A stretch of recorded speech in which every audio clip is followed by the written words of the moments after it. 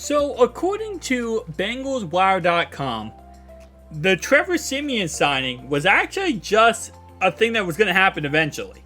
If not now, in the future. Let's go ahead and talk about this.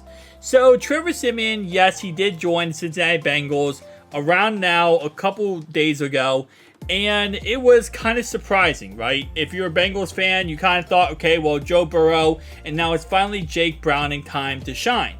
Well, it was then like, okay, well, we signed Trevor Siemian, but he will be like a 1A, he'll be a competition battle in the preseason, and then we might keep both quarterbacks going into the regular season. Not the case. It looks like Trevor Siemian is the backup quarterback, and there isn't really going to be much of a competition or a battle behind Joe Burrow. It's going to be Trevor Siemian. So Jake Browning is probably going to continue to be a practice squad slash, kind of rotational piece if they need to bring him on the active roster anytime next season. Here's what a Cincinnati Wire had to say. The Cincinnati Bengals got their guy with free agent quarterback Trevor Siemian, establishing a solid veteran as the primary backup behind Joe Burrow, after not using one of their 8 picks in the 2023 NFL Draft on the position. Surely, the Bengals probably would have liked to have Brandon Allen back behind Burrow all the same. But the Siemian-Bengals connection runs deep. I didn't realize how deep this actually ran. Siemian, after all, learned the pro game alongside current Bengals offensive coordinator Brian Callahan in Denver back in 2015 as Peyton Manning steered the Broncos to a Super Bowl triumph. Callahan went on to a quarterback's coach gig in Detroit, then Oakland, before joining Zach Taylor's staff, while Siemian stayed put. But Callahan said there was always an idea of a reunion. So this has been a long time, guys. This is not something brand new. It's not like they looked at, Trevor Siemian on the open market and said, oh, that guy could really work out. Let's bring him in and see how he can play, see if he's good enough for us, and see if he can compete with, Browning as the backup quarterback. No, this is Callahan wanted this guy for a very long time, and now because Brandon Allen left, all the cards just simply fell together. Very interesting. This is what Callahan had to say. There's always been a couple of times of free agency at various points where I've always expressed an interest, and it never worked out for a myriad of reasons, Callahan said, according to Jeff Hobson at Bengals.com. Timing has a lot to do with it. As for Siemian, the main objective is to be the best he can be for other quarterbacks in the room. I want to help the team any way I can. I want to help Joe. I want to help Jake. I want to help the staff any way I can. My main priority is being the best teammate I can be.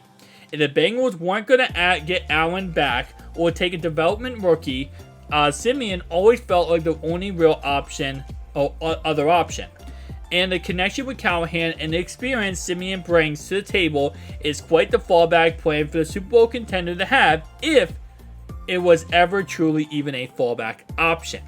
So it looks like this was going to happen no matter what.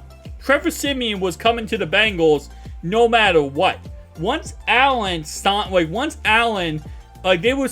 we saw Zach Taylor did say that they were still talking to Allen through the whole process, free agency, the draft. They were still talking to Allen back and forth. But the second that it did not work and Allen said, yep, sorry, it's not going to work out, it was like, hit the green light. It's going to be 1,000%, Trevor Siemian. So again, like I said before, especially now that he has a connection with Callahan, he's getting a reunion with Callahan. I don't think Browning's going to be the backup quarterback. Even if he plays amazing in preseason, has a great preseason, I think it is Trevor Siemian's job behind Joe Burrow. And he's going to be like that Brandon Allen for the next couple years until he does eventually retire. So it's going to be kind of interesting, which again, like I said, not really surprising at all. Trevor Siemian has played in the NFL, actually started in the NFL. Browning has not. Browning has played really good in the preseason. He knows the Bengals offense. He knows how the Bengals work. But at the end of the day, there's a connection already between Siemian and Callahan. That's step 1 to the check mark. Step 2 is he has won games in the NFL. He actually has a pretty dang good stats in the NFL. Has played pretty good in the NFL for the times when he did start. So he already knows how to run a pro-level offense in case someone goes down. That's check 2. And check 3 is, again, you're bringing him in for a 1-year deal, but you're bringing him in on some good money. So that's step 3. It's actually not a good money. I think it's like league minimum. It's actually league minimum, but again, you're still bringing him in using a cap to pay for him when you could, technically speaking, just say, okay, how about we just have Browning as a backup, and then we'll go sign somebody else who's like a nobody who can just, compete with Browning, right? This is, you're bringing this guy in because this guy, you're confident he can be the guy if all crap broke loose. And Joe did, unfortunately, have it, something happened to Joe. Again, like I said, it's never going to happen. We're talking hypotheticals on hypotheticals here. But it is nice to know that at least you bring somebody in here who has a connection already and is ready to go and ready to go win some games. So, very awesome, guys. Tell me down below your thoughts and opinions. I'll see you guys in the next one. Peace out.